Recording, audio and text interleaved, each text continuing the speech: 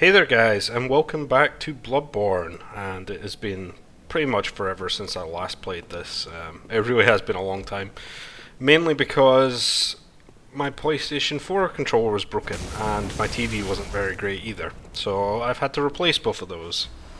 So it has been like something like 6 months. The last two episodes that I had, I did keep on hard drive for about 7 months, so it is a little bit difficult to get back into it while I'm just, trying to do that.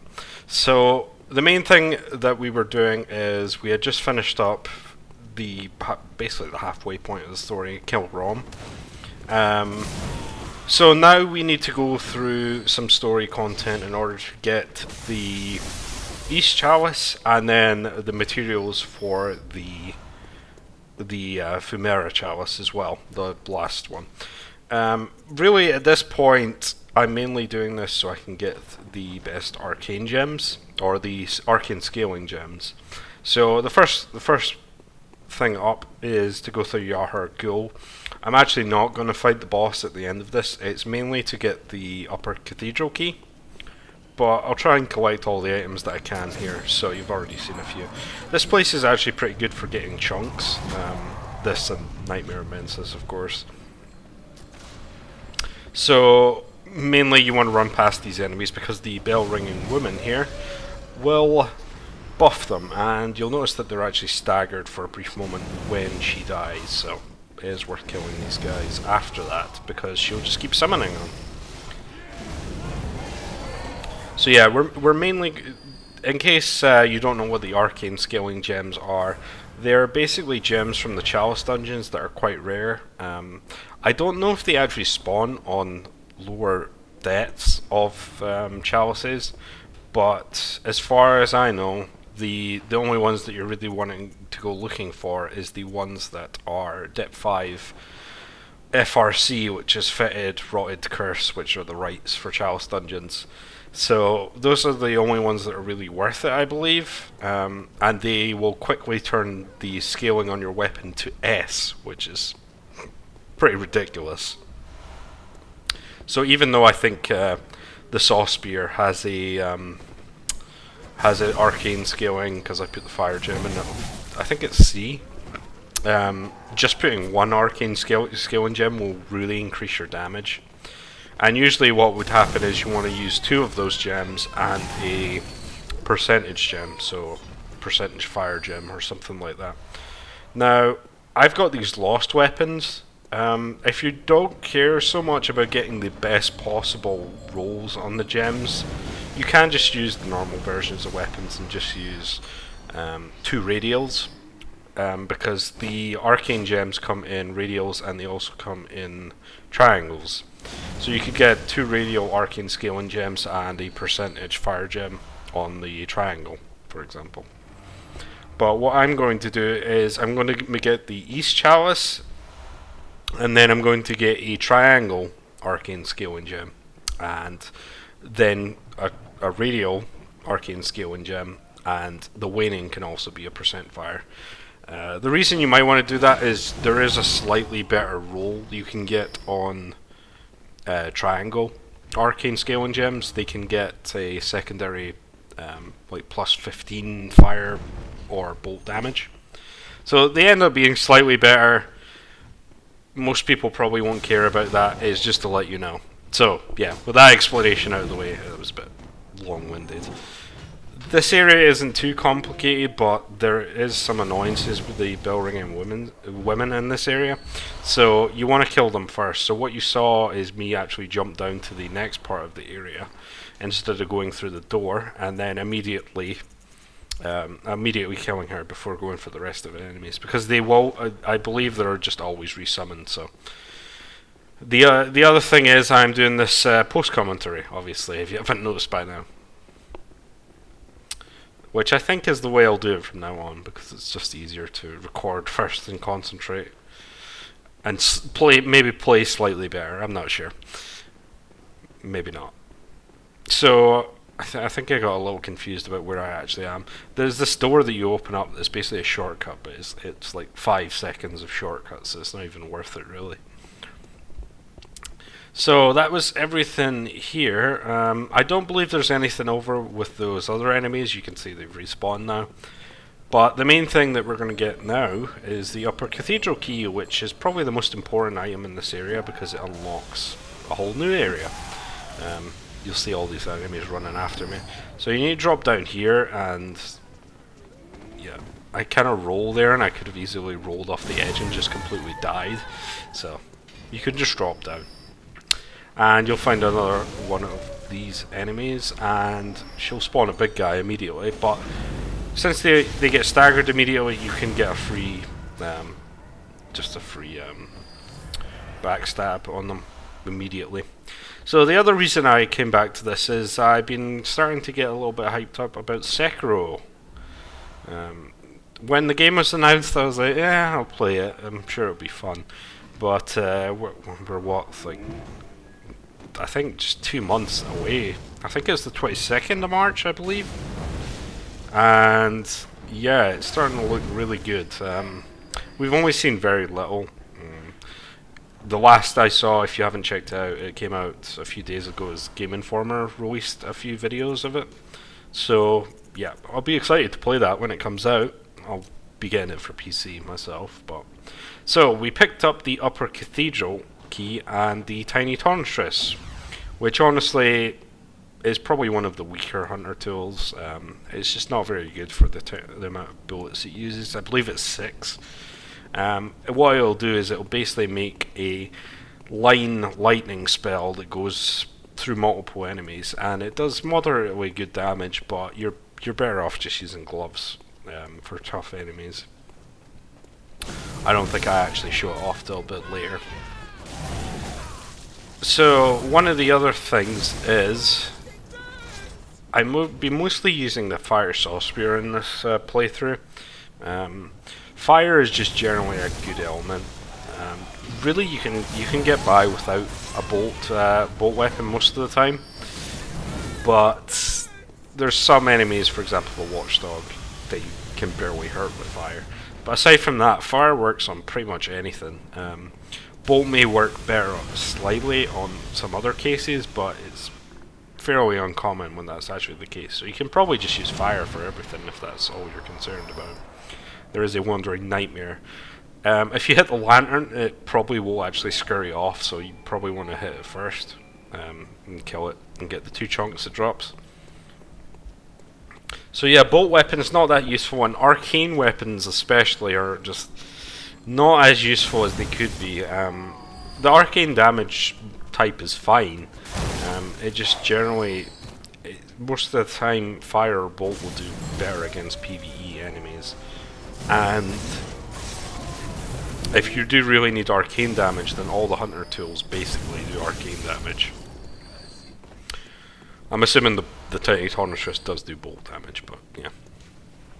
The other thing is, with a bunch of spare blood echoes, I pretty much stocked out on blood vials and bullets, so you might see that they're not going to my storage because I literally have like 600 of each. So this part, so there's 3 hunters, one with the beast claws here. I do use the Tiny Torntress on him just to pull him. So as you can see, it did about 700 damage, which isn't bad, and someone used it below me there. I'm gonna use it again. So this guy has a cannon, which is pretty nasty if you get hit by it. Yeah, threaded cane as well. I don't know why the NPC hunters that use the threaded cane they get so much damage out of it, I've noticed. And of course the beast claws will do more damage when you combo with it, so those are pretty nasty as well. So each of these guys drops something. The beast claws guy, he drops a claw mark rune. I think it's only the 10% one, but you can stack claw mark runes for about 60%. This guy uses the Rosmarinus and just completely stayed out of my range there. And you can split these guys up quite easily if you just keep running back. Like the cannon guy left for a while for whatever reason. And I think this guy drops like 20 bullets. Yeah. But I can't pick them all up, so I pick up the rest of the vials. So that's the first part of the area. You'll notice that the lamp is broken here, just because the area has changed since we visited it earlier. And there's going to be some of these dog enemies now, which, if you don't have a fire saw spear, are quite difficult to take out. But you can see that it just completely destroys them in 3 hits. They're just so weak to fire, and it's a serrated weapon, so it's good against beasts. So the other thing is, I think I've slightly upgraded my gems that I had since last time I played. I think I did a bit of the grinding against the Bone Ash Hunters, and I'm level 103, although I think I'm the same level as I was before. Once again, this is kind of ruining the progression of the game if you're concerned about that, because really you're not supposed to just go to the DLC immediately, get a bunch of chunks if you need to use them, and that'll get you a lot of levels. And if you do the Chalice dungeons and you've gotten as far as I have by this point in the game, there's nothing that's really going to challenge you more than those, just because Depth 5 Chalices are a bitch. Those guys can actually drop chunks, which is kind of nice. So yeah, the Chalice dungeons are going to be probably more difficult than anything you face in the main game anyway, so it does kind of split the balance on it a little. So what I would recommend is that well, the other part is, if you don't do the Chalice dungeons throughout the entire game and then you want to do them at the end, you need to go through the depth 1, 2, 3. It's not, and they're going to be incredibly easy. So I would suggest kind of alternating between them, kind of doing, if you are going to go through all of them.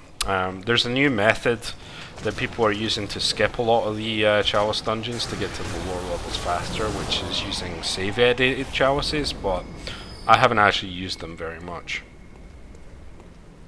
So, if you do want to skip, I think that's mostly to help people, gear up immediately, which isn't a bad thing, but yeah. So another bell ringing woman here in this corner, so make sure you take her out. And I think we're going to go for a couple chunks on the street level. Okay, elevator first, yeah. So this is the elevator back to the start of the level. Not that it's anything special, just a shortcut back, nice to have.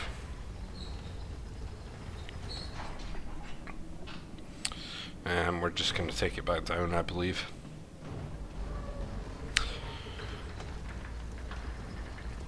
So you'll see that window there was open, so that's where we're going to be going in a second. So there's a couple chunks on the street level here. If you didn't get the Tonitrus earlier or any of the other items, I think that you'll find them lying around here, but I've always come here using the secret method before, and always just picked up everything up, so it's never really been much of a concern for me. So, but I think anything unique like the Tonitrus will still be here if you want to go and grab it. So a couple chunks from this guy. You do get a fair decent amount of chunks, so this is when you can start upgrading your weapon to +9 if you haven't already. And this other trapped sort of item, there's 2 chunks. There's some other enemies over there, but they aren't guarding anything, so worth keeping that in mind. I just walk into this and get damaged, and I'm like, what the fuck? I didn't even know you could get damaged by that, but I guess it's on fire, so yeah. I'm surprised it didn't kill me outright, probably. Worth noting is those casket guys. I think they're called like cramped caskets. Those guys will drop Beast Hunter and Kin Hunter gems, which can be pretty useful for this stage in the game if you haven't been if you haven't been keeping up on the gems that you have. You can make your weapon have like I think it's like plus 15% ish more damage to kin, and 2 of those are pretty good to put in a bolt weapon.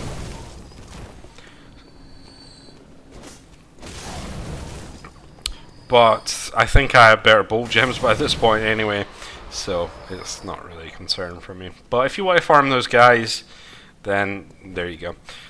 Like I said, the actual, I just completely messed that up. The actual, probably proper progression would be to do the main story up to Nightmare of Menses, getting a bunch of chunks, then go into the DLC, and to have only really gone down to about depth 3 of the Chalices by that point, and then deal with the DLC and then do the depth 5 Chalices. That'd probably be a lot less game breaking to do it that way, but as you can see I'm like level 100 by this point, which is definitely over leveled, but it's fine. I'm gonna get to 99 Arcane anyway, so I'm at 85 right now. So the weird part is that quite a lot of the hunter tools scale from 85 to 99 better than they do from, I think it's like 70 to 85. So you actually gain better scaling at that point, which is kind of strange. So the 2 points we're stopping at, well, the 3 points we're stopping at is really 50, 70, and then 99. Unless you, and of course 15 if you want to just use some of the arcane tools like Old Hunter's Bone. So those are kind of the main stop points. I think this guy has a gem that he's guarding, yeah, tempering gem. So, you know, I haven't actually done quite a few builds in Bloodborne. Like I was wondering about doing a strength arcane, just in my own time, because I've not actually used the Holy Moonlight Sword. It's definitely something that I wanted to use, but I've heard that it's like one of the most ridiculous endgame weapons because it scales with strength skill. It's mainly a strength weapon, but it does scale with skill. Strength, skill, and arcane. And if you put like nourishing gems in it, which just increase percentage of all damage, because it is a split damage weapon, it does like ridiculous damage at higher levels. But that would require like 50 skill, 50 strength, 50 arcane, so that's quite an investment. I think we're coming up to the end of the area here. There's quite a few of these guys, and they do have fast projectiles that can really kill you quite easily. And, you know, if you don't have that much damage in your weapon, you're going to have a lot harder time just killing these guys in one combo, basically. So keep that in mind. But if you get behind them, I think you're pretty safe, as far as I know. And we're just going to pick up the last few items here. So this is the Arcane Light Rune. This just protects you against arcane damage. I think it's Great Like that protects against all damage. It just gives you damage reduction in general. That one's pretty decent to have on. But most of the runes that I'm using at this point are Communion, which are plus health files. The Clockwork Mechanisms, is it? I can't remember exactly what they were. The ones that give HP and stamina percentages. So I've got the 10% for health, and I got the 20% for stamina. I think I got that from the Chalice dungeons, like a custom Chalice dungeon. So that's it for Yahar'gul. If you go down the main area there, you'll get to the boss, but the next area we're going to head to is Upper Cathedral. And I went and cut to the next area. So this is the top of the Healing Church workshop that you can get to from Cathedral Ward, so keep that in mind. But you need the key that we picked up is from Yahar'gul. So I haven't killed the Yahar'gul boss. We'll come back for them when we can absolutely destroy him, just for funsies. But this is a pretty short and good area to go through because it gives you some nice things.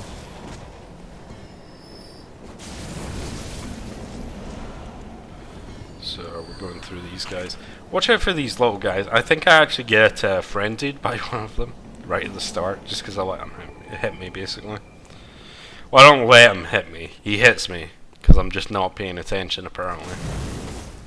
Oh, I just completely missed. Yeah. You can see that one attack basically makes you take frenzy. So Don't get hit by them at all, I would say. Here is Great Lake that I was talking about, so there you go.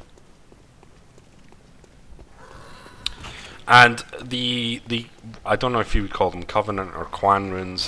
There's not very many good ones. Like there's the Hunter rune that we're gonna get eventually that gives stamina percentage up. I honestly don't know how much it even gives, but that's probably the best one out of all of them. The passive effect on it. Not that stamina management is really a concern in Bloodborne, because I literally don't need any more than base. So yeah. For some reason I think I forgot to pick up that item, so I was like checking to see if I picked it up. I did. Yeah, this guy with a scythe. And these guys, I hate them so much. They're easy to kill for me here, but I believe I just completely get destroyed in this playthrough of Upper Cathedral Ward. I don't know why as well. And yeah, if you're not paying attention, then werewolves will destroy you in this place. There's actually not that many of them. They're only really in this next room here. Although this area is just yeah, you can see them. Usually you can kind of just draw them over to this door, but I think they didn't even aggro for some reason. So I'm just kind of waiting here. So I actually take them one at a time here. Usually they all attack at the same time. And these guys can drop chunks as well, which can be kind of useful. But I wouldn't really farm them. Like I said, you can easily get chunks from lower depth chalices, or you can trade insight for them eventually.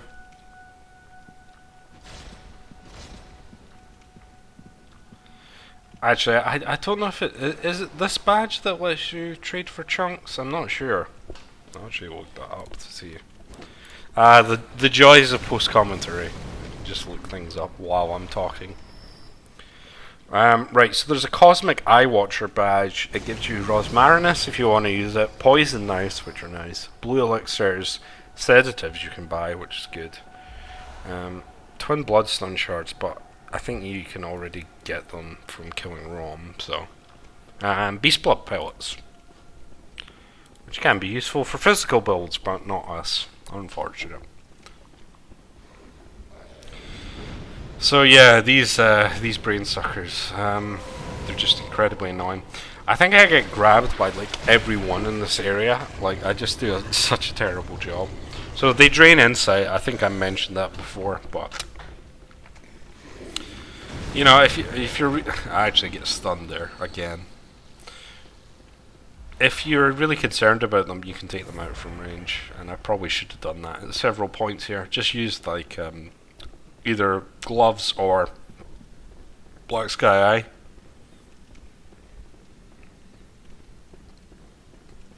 And oh yeah, there's another one at the end of this corridor, and the Wandering Nightmare.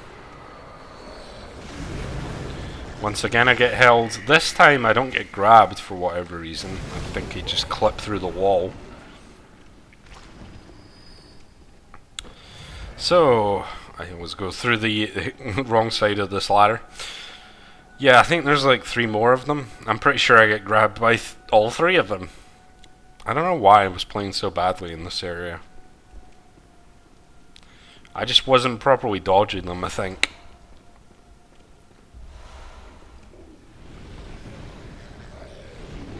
I don't know. That was better. That was better. So, at the end of this, we are going to fight 2 bosses, and anyone who's played the game already knows what they are. One is incredibly easy, one is usually pretty difficult, unless you're an arcane build at this point. Well, maybe not. If you're an arcane build that has a lot in arcane, it's not very difficult. I think I just missed the first attack there, and I just get completely destroyed because of it. So right now I'm thinking, well, I can't get grabbed by the other one. I just took like 50% health. But I do get grabbed again, and I think I barely survive this. Just take these guys out with Black Sky Eye or something. I think it'll take like 2 or 3 casts. It's worth just doing that. So, Orphanage Key. This is a shortcut back to the start of the area where I killed the werewolf at the start. Well, maybe not at the start, but... yeah, Upper Cathedral Ward. There's not very much in it, but it is a very cool looking area. So it is worth visiting. This gesture, we're going to need it for a rune later on, which everyone who's played this game probably knows by this point.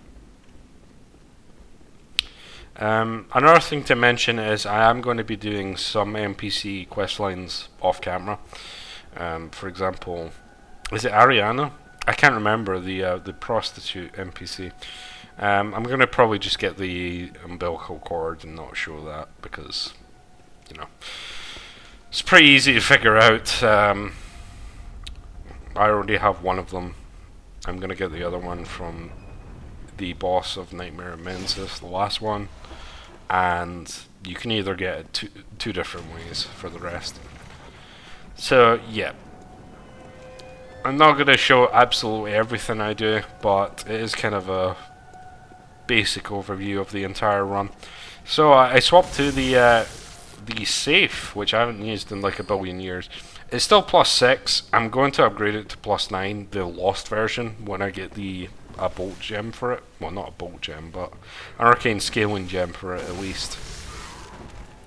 So this boss, the Celestial Emissary, pretty much regarded as one of the easier bosses in the game, and for a good reason. Yeah, these mob bosses generally don't work out too well. So what I do is I cast gloves twice at him. It does like half his life bar, and then I just spam the good old safe at him. It doesn't quite kill him, I think, because I got hit by the other enemy. But yeah, that's the boss. If you let him attack, he'll do more damage, and he'll cast like sort of like I don't even know what attacks they are. They're just like soul arrow kind of attacks. So you jump through the window and you're thinking, oh, that was an easy boss. Yeah, exactly. So we get a call beyond here, which I'm going to momentarily use. This requires 40 arcane, so it's not cheap to use. And it pretty much is a homing soul mass, except if homing soul mass missed like half of its shots because it hit the ground. But it does a lot more damage than homing soul mass, so it's kind of strange. But it's mostly useless for any enemy that isn't a huge enemy, like the next boss. And the boss we skipped, Yahar'gul. Because even though this boss coming up is very resistant to arcane damage, a call beyond does so much damage that it barely matters. It's kind of crazy.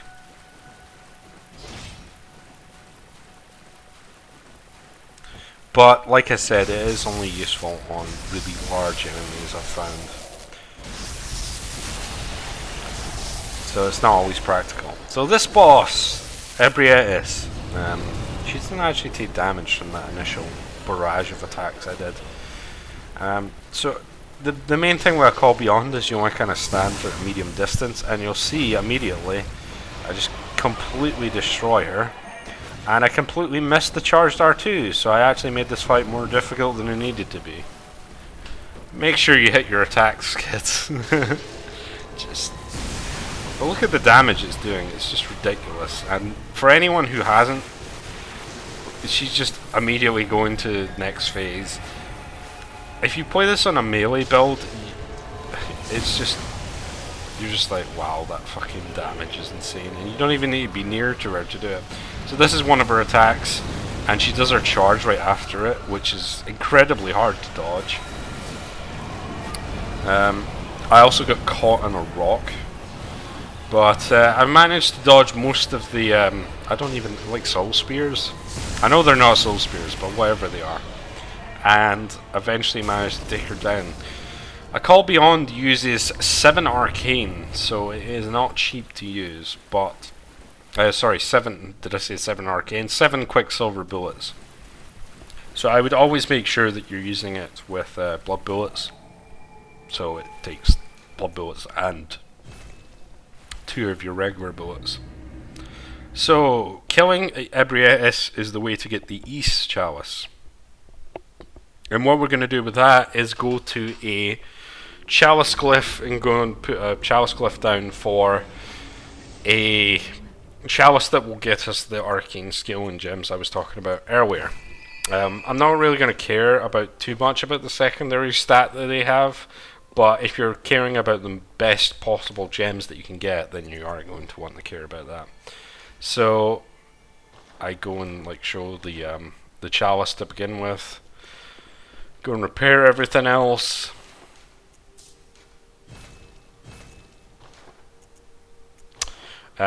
We are going to have to clear the 2 bosses to get to the 3rd floor so we can get the Sinister Chalice first before we can actually use a glyph. So we're going to do that now.